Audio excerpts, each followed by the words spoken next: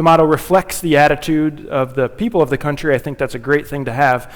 If the attitudes of the people in our country stand opposed to that motto, then I'm not really sure what kind of benefit it has to have it on our money, but that was the line of thinking, that the people in the country trust in God, and so we ought to put that on our currency as a reminder of that at the very least.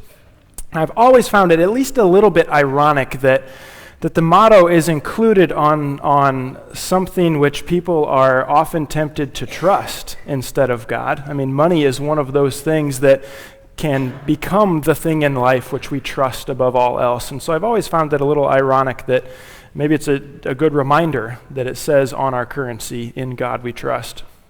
Maybe we ought to get that on our credit cards and everything too, since we don't use currency as much anymore. But even so, even though God has shown himself to be almighty and all-knowing and all-sovereign and all-loving and all-righteous, there's still times where we cease trusting him, at least trusting him above all, and instead put our trust in money or something or someone else. And this is exactly what we're going to see this morning in the life of King Asa, one of the kings of southern Judah. He's one of those kings that in Scripture you could say good things about, but you could also say bad things as well. And so what we're going to see this morning is that for a large portion of his reign, he trusted in God. But toward the end of his reign, his trust drifted, and it led really to quite an unfavorable ending to his reign and to his life. So kind of a shortened summary of Asa's reign can be found in 1 Kings chapter 15. We're going to spend our time in 2 Chronicles 14 through 16 this morning because his reign is unpacked a little bit more in depth there. So I'd encourage you to turn there this morning.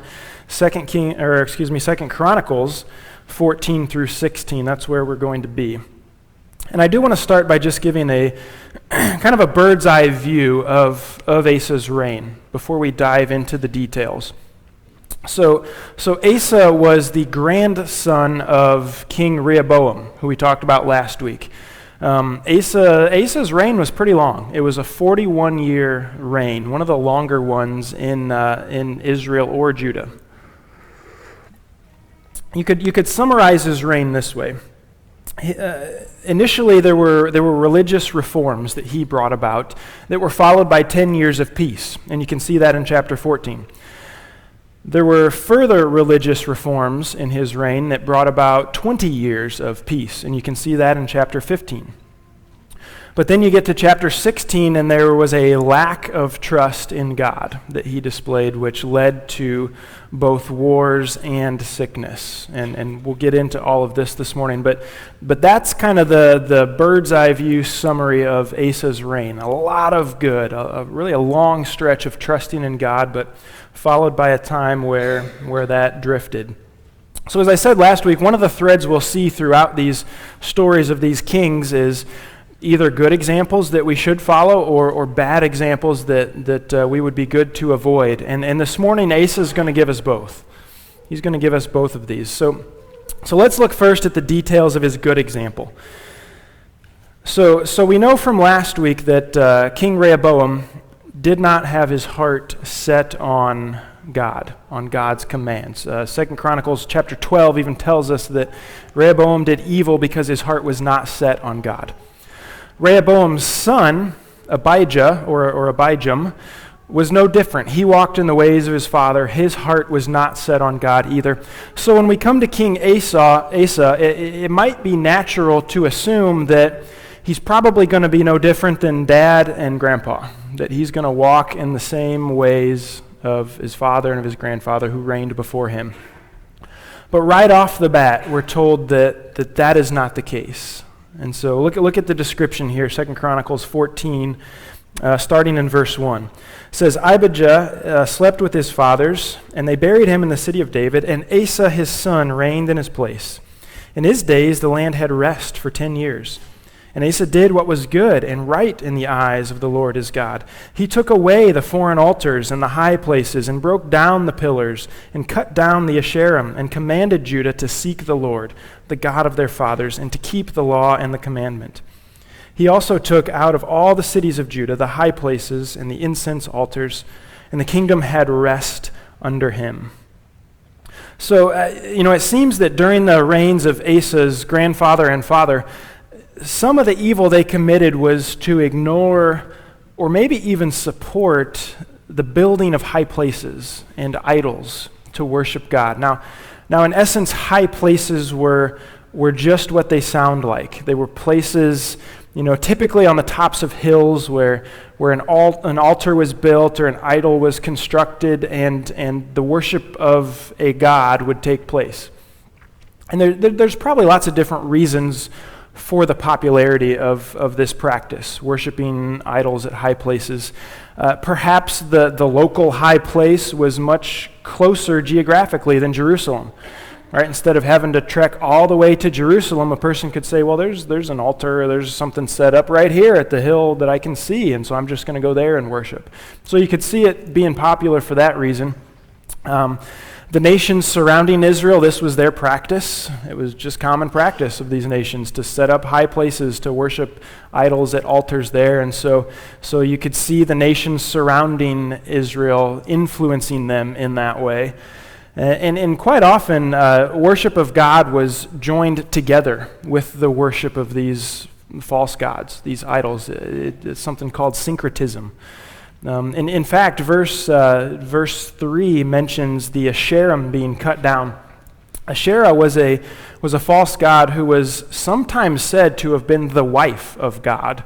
You can see how the syncretism was taking place here, that they said, well, we want to worship both. We'll just say God married this other false god. And so you can see how I guess it's kind of creative, but that's incorrect and disobedient to what God had called his people to do, how he had called them to worship him, who he is in reality.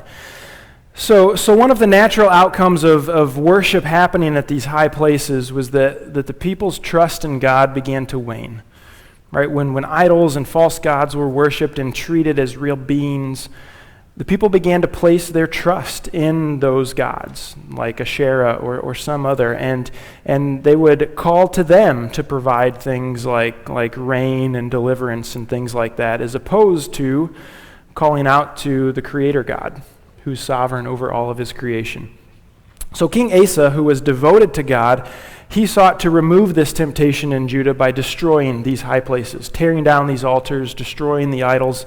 And the result of Asa leading the people in this way was 10 years of peace.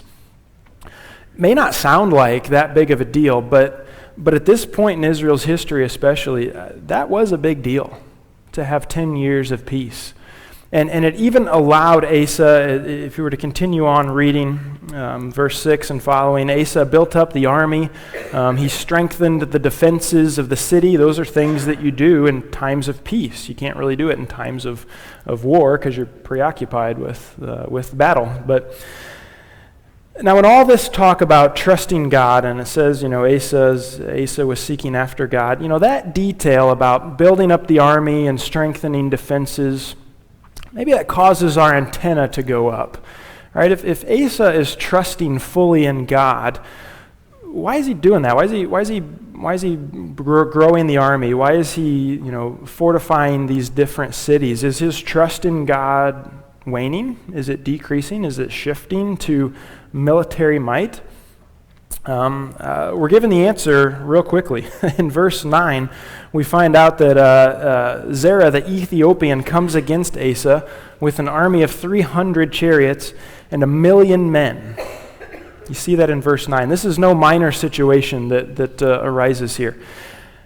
But even though his army had been built up and his cities had been strengthened, listen to Asa's response in the face of such a threat. Verse 11 says, Asa cried to the Lord his God, O Lord, there is none like you to help between the mighty and the weak. Help us, O Lord our God, for we rely on you.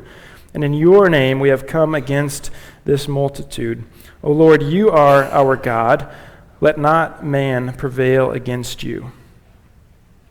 I think it's clear by this prayer that, the phrase, in God we trust, wasn't just something that, Asa metaphorically had on his coins, right? It wasn't just a cute little motto that he had. Like, it was serious. He really did trust in God, because in the midst of great danger, he immediately turned to God in prayer. Even though his army had been strengthened, the cities had been fortified, he still turned to God in prayer. And I know that an army of 1 million men coming to attack would probably knock sense into about anyone, even if you were not trusting God already. Perhaps that could be a catalyst to drive a person back to God. But we're not given any indication here, not yet, that Asa's trust had drifted. We're just not told that by the chronicler. So it sure seems that even after a great time of peace and prosperity, Asa still maintained his trust in God, and he proved it when this army came to face him. I think there's a great challenge for us in there. Remember, there's some of the example of Asa that is good for us to consider and to follow. We see Asa remaining faithful, keeping his trust in God, even when times were peaceful. It's one thing to turn to God when we've lost our health or our job or lost a family member, and we absolutely should turn to God in those times.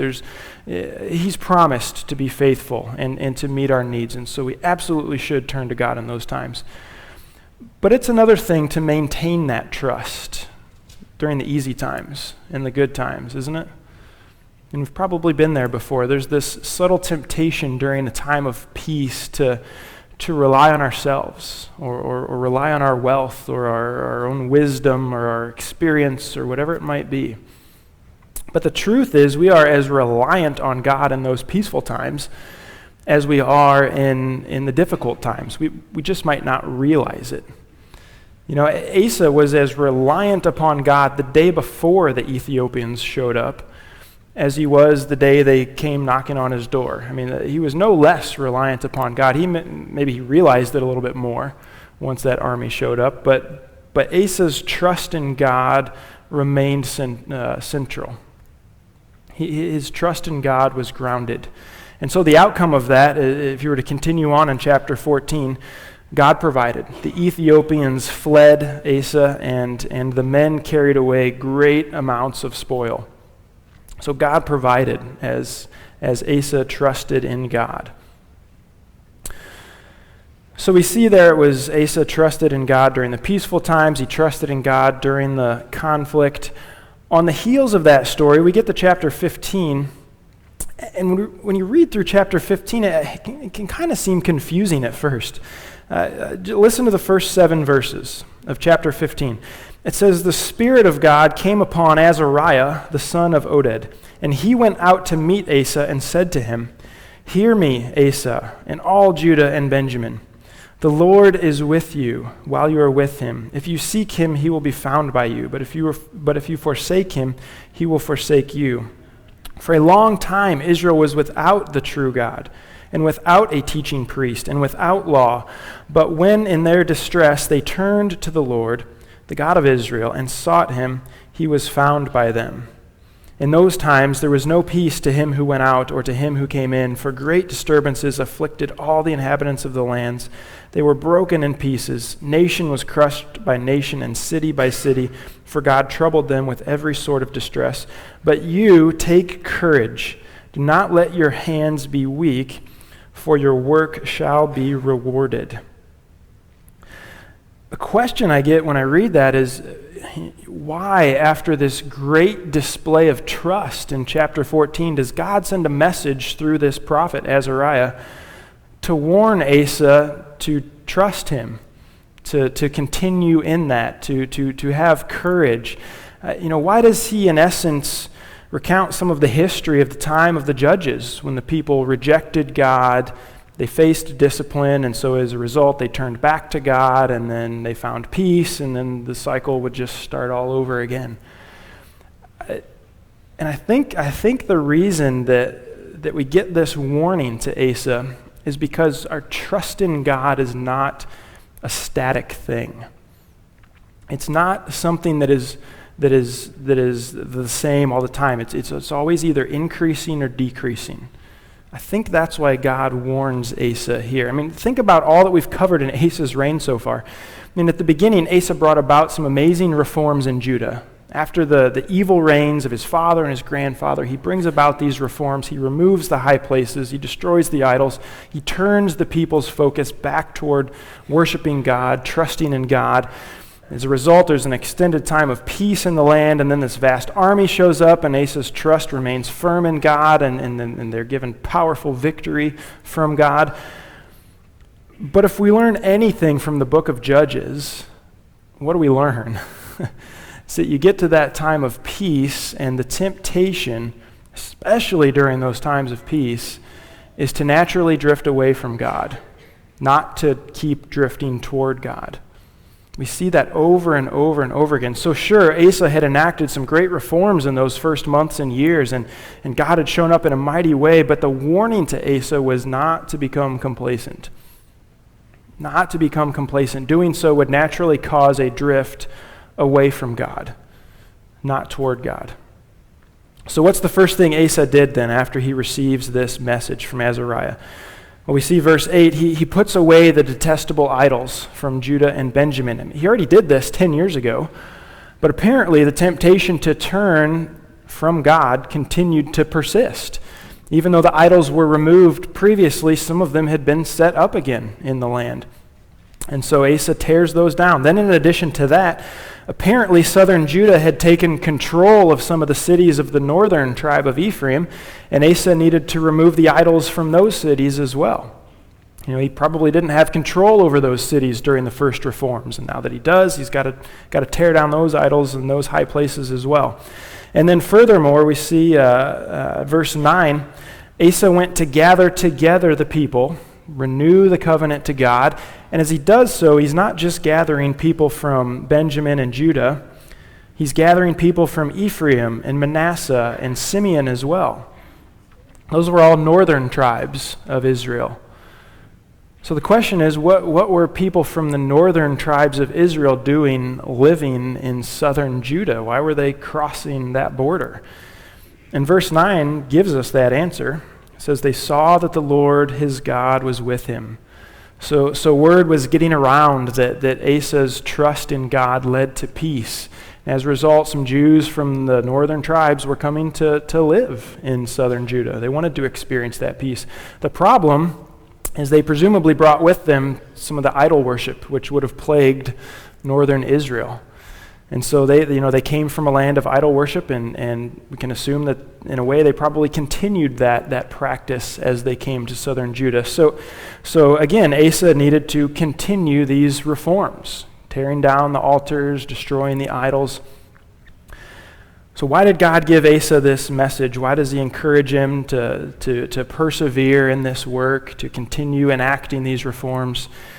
Trust in God isn't a static thing. It's something that has to be monitored. It's something that needs to be continually pursued. Even though he'd done this work 10 years prior, he needed to continue doing it. The work was not done. You know, you continue on towards the end of chapter 15, you see this time around, he even had to tear down an idol which his grandmother was worshiping. You know, when we're not paying attention, we can all too easily drift from God. I think it's no different than what would happen, you know, if I were to get in a boat and go fishing on a lake and shut the motor off in the middle of the lake and fail to drop an anchor. You know, if I throw the line out and then, because I'm so relaxed, take a nap and wake up an hour later, you know, I don't know exactly where I'll be an hour later, but I can guarantee I'm not going to be where I fell asleep. Even on a nice, fairly calm day, because you drift. I think it's that kind of picture. Our trust in God is something that we have to continually renew. That if we're not anchored to God, then we are going to drift. And Asa was warned. He was warned that this needed to be the case in his kingdom, that he needed to continually enact these reforms. He was encouraged to persevere in those reforms. If only he would have understood that that was needed in his own life as well. I mean, we see him do it nationally. We see him do it across his nation. But what we're going to see in chapter 16 was in his own personal life, he apparently didn't take that message to heart. So after 20 more years of peace, we get to chapter 16. And in chapter 16, another army marched against Asa. So the last time this happened, we saw Asa turn to God. His trust was still in God. He prayed to God. God delivered. This time, another king attacks. This time, it's King Baasha of northern Israel. And this time, Asa showed that his trust in God had drifted. So look at chapter 16, first few verses.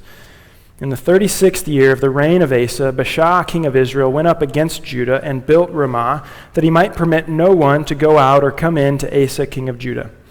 So how's Asa respond?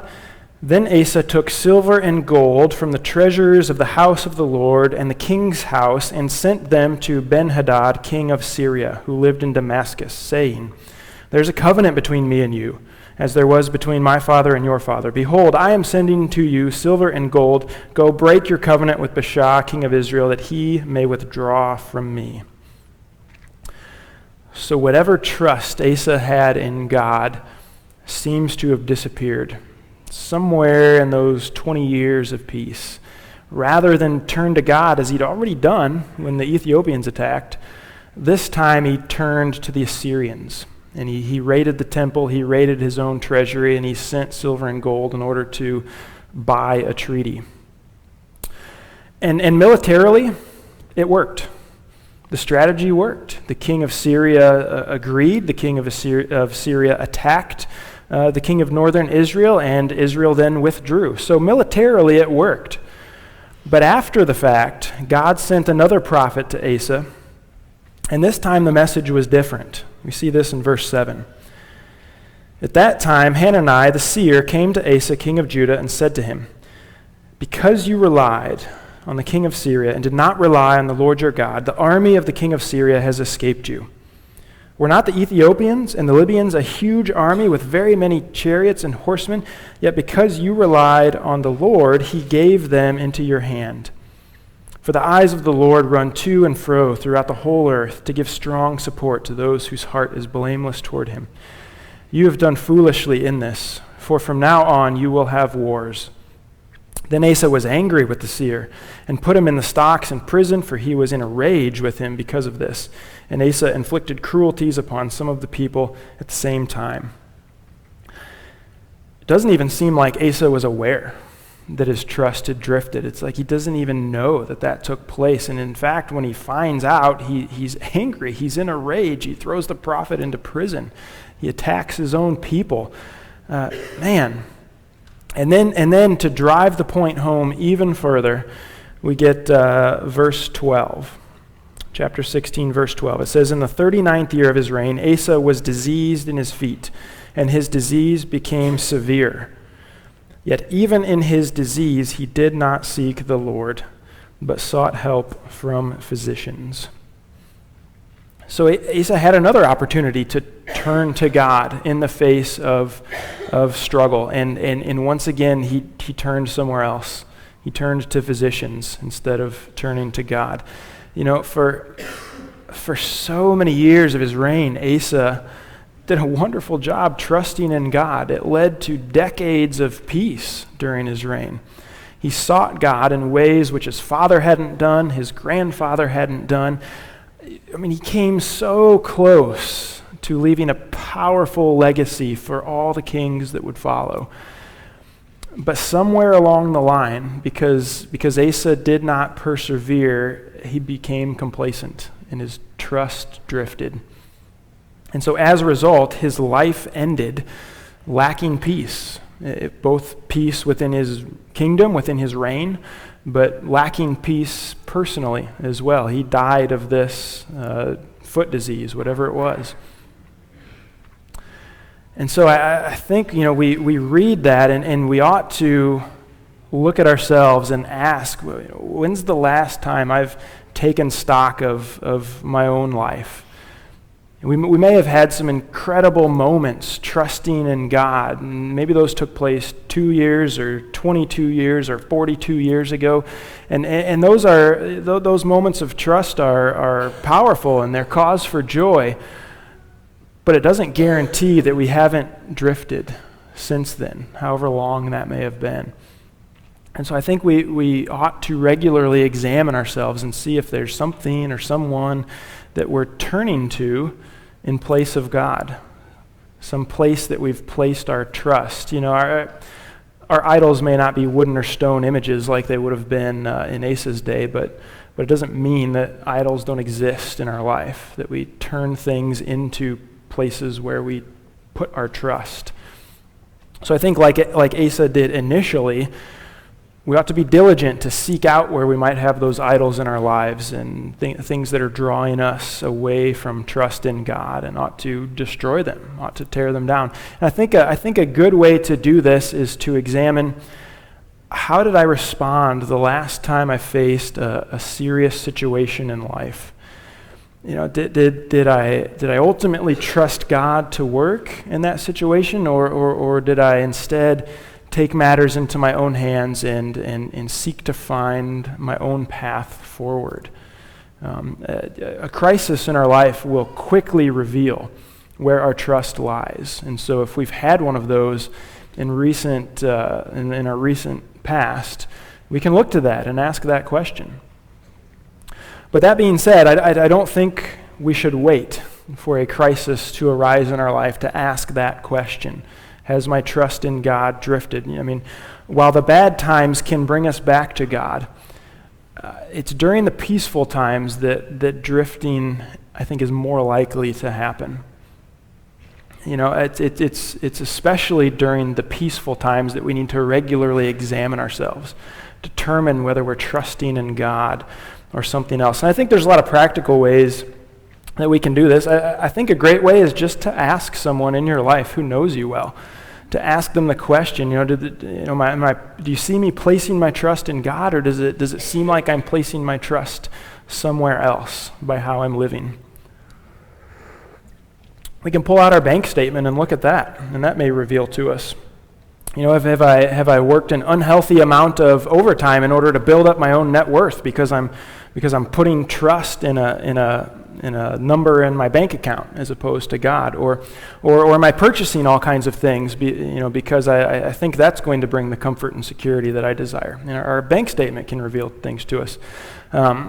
We can take stock of our recent times of prayer.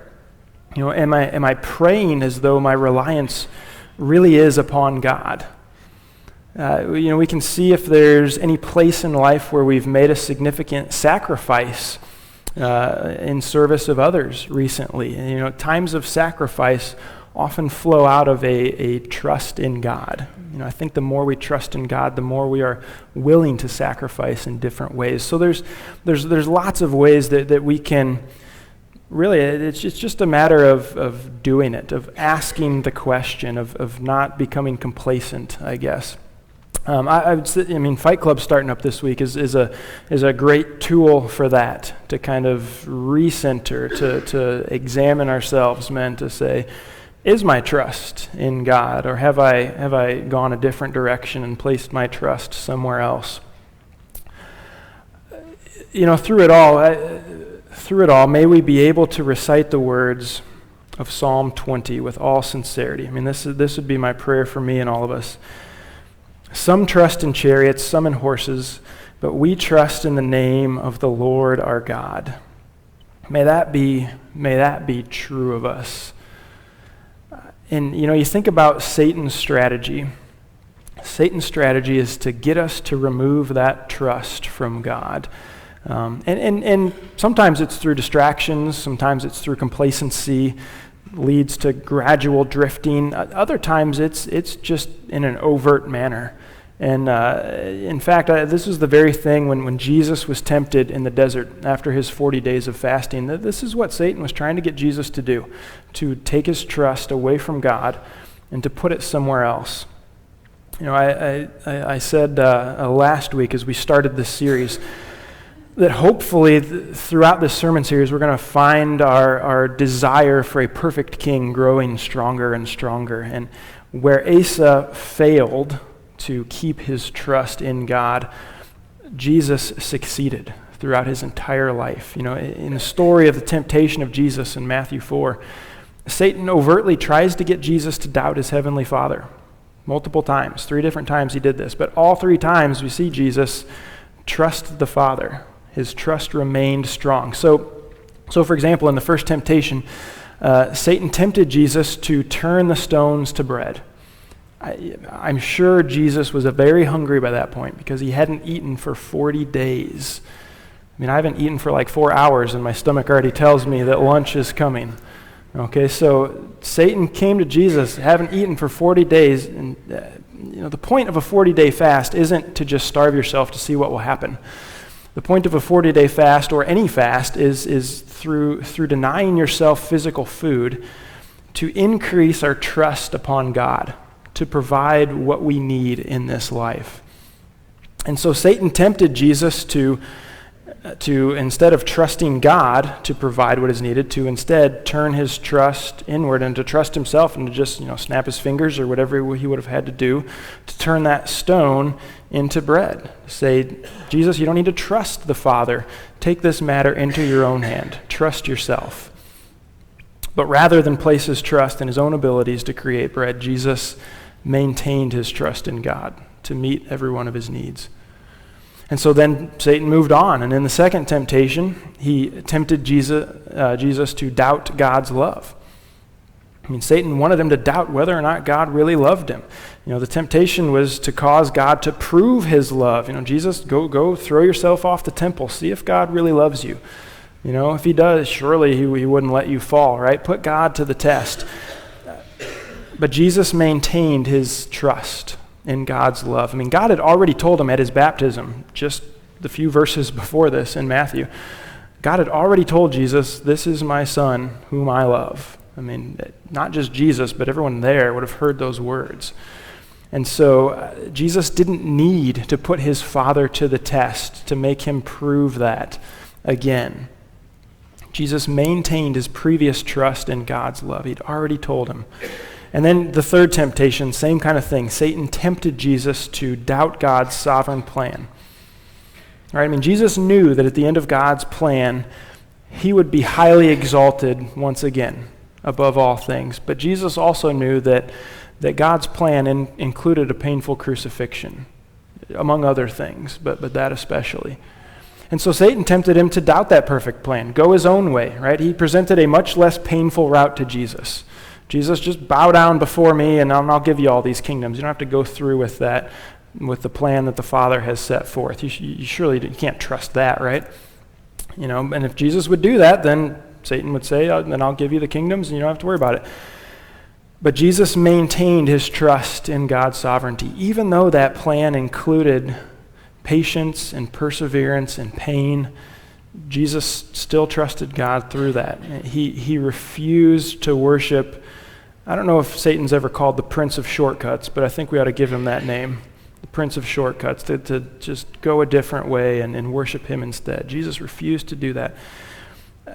So what we see just in that episode in Jesus' life is that Jesus succeeded where Asa failed. Throughout all this temptation, he maintained his trust in God's provision and in God's promises and in God's sovereignty. And you see it all the way up till the end. Even in the Garden of Gethsemane, Jesus is faced with the reality of what's going to happen in the next 24 hours. He still maintained his trust in God through it all. So not only is Jesus the king that we need to save us, but he sets that perfect example for us as well. He shows us that through time in prayer and interaction with God's word, we find ourselves anchored to God rather than drifting away from him. We've probably all been there before, right? The more difficult a situation we face, the more time we spend in prayer and reading the Bible, right? I mean, we've been there before. But I think we ought to learn from the lesson of Asa, especially that drifting typically doesn't happen during those difficult times, that it typically happens not when the storm is raging, but when the breeze is gently blowing, when it's a refreshing breeze at that. That's when we're tempted to shift that trust and put it somewhere else. I mean, we've got to be anchored to God at all times.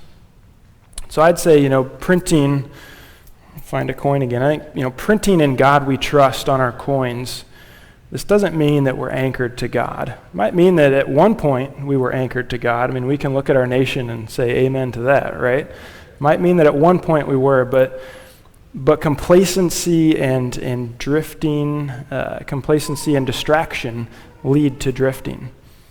It's just how it works. And so we need to continually affirm and continually renew our trust in God during the difficult times, but especially during those peaceful times. And so I would encourage us just to kind of take a moment this week to take stock in that, to just ask that question, where is my trust currently? Is it in God, or has it drifted somewhere else? And it may be a question to ask somebody else who knows you well, because people see us better than we see ourselves sometimes. So I would just encourage you to take that step this week in an effort to fight that drift that was terrible for Asa at the end of his life. That hopefully we don't fall into that type of thing. Would you stand with me? Let's close in prayer and come worship God again together. God, as we come to you this morning, we thank you that we can anchor ourselves to you.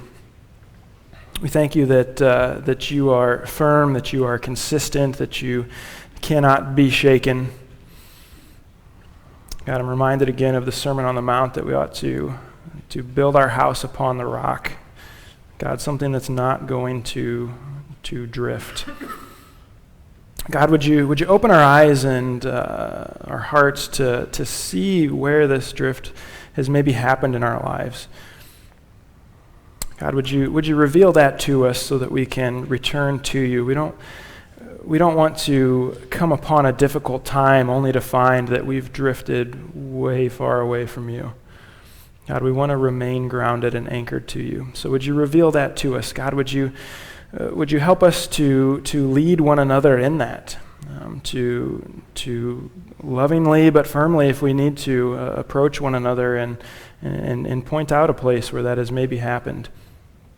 God, we thank you, as we will sing this morning, that you are the solid rock. God, that when we anchor ourselves to you, that is firm and that is unmoving. I thank you that you are the King of Kings. God, that you came, that you provided salvation for us, and that you will meet each and every one of our needs. God, we give you the praise this morning. In your name we pray. Amen.